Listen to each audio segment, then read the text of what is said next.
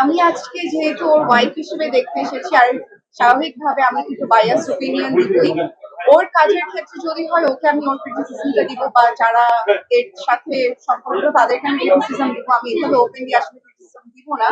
আর আমি আজকে আসলে ক্রিটিসাইজ করার জন্য মুভিটা দেখিনি, আমি আজকে দেখেছি পুরোপুরি এন্টারটেইনমেন্টের জন্য। And I was actually entertained. আমি পুরো ফিল্মটাই thoroughly এনজয় করেছি। there was no skipping moment, এরকম কোন একটা মোমেন্ট ছিল না যেখানে আমি অন্যমনস্ক হয়ে গিয়েছি অথবা আমি অ্যাটেনশন দেইনি। So every bit of the film got my attention and I loved the film.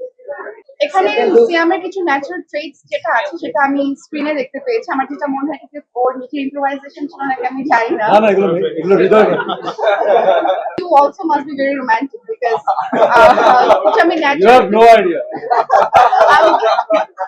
কিছু ন্যাচারাল ট্রেটস আমি দেখতেছি, আমি বুঝতে পেরেছি ও রিয়েল লাইফ থেকে অনেক কিছু নিয়ে হয়তো বা করেছে, or maybe they had a conversation regarding this. আচ্ছা, আমরা দুজনেই একই টাইপের তো, যারা আসলে মন থেকে প্রেম করে ভালোবাসে তারা এমনই। Others we are married and it's been 14 years that we are together. এইসব জিনিসপত্র খুবই ছোট, খুবই সামান্য, খুবই নগণ্য জিনিস, এবং প্রশ্ন করাটা আসলে আরোই নগণ্য। কখনোই না এইসব ছোটখাটো জিনিস ওই জিনিস নিয়ে জেলাস হওয়ারও টাইম এক্সপায়ার্ড হয়ে গেছে। তো আমরা এখন একটা অনন্তকালের জায়গায় চলে গেছি। But it was all about I was watching her reaction properly, কারণ সিনেমার মেন কাজ তো এন্টারটেইন করা। তো আমরা চাই যে দর্শকের মতো আমাদের পরিবারও যেন এন্টারটেইন হয়। তো ওর রিঅ্যাকশন অনেক বেশি ম্যাটার করে। ও যেহেতু এন্টারটেইন হয়েছে এবং আমি পাশে বসে সেটা দেখেছি, আমার মনে হয় দর্শকরাও ঠিকঠাক এন্টারটেইন হবে ইনশাআল্লাহ।